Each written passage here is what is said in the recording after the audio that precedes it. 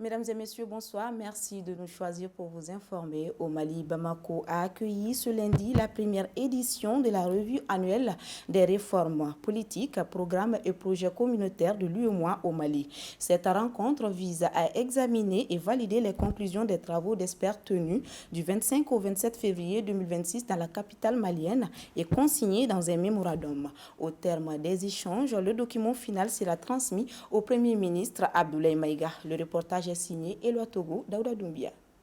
La Commission de l'Union économique et monétaire ouest-africaine et le gouvernement malien examinent les résultats de l'évaluation de la mise en œuvre des réformes politiques, programmes et projets communautaires au titre de l'année 2025.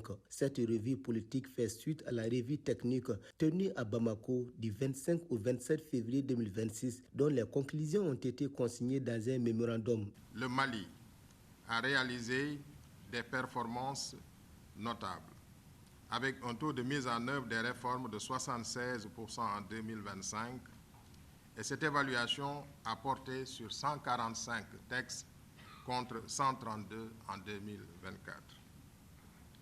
Au terme des revues, des recommandations ont été formulées pour la mise en œuvre efficace des réformes et programmes, projets au titre des engagements communautaires.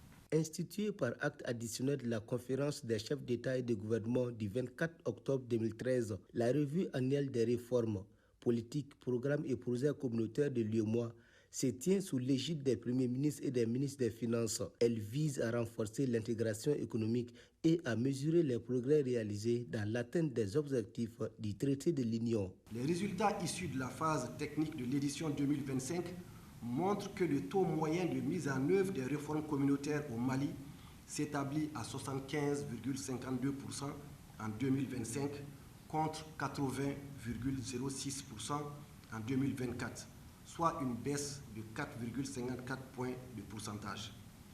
S'agissant des programmes et projets communautaires, le taux moyen d'exécution physique des 6 programmes évalués ressort à 90,19%, avec un taux de décaissement de 100%.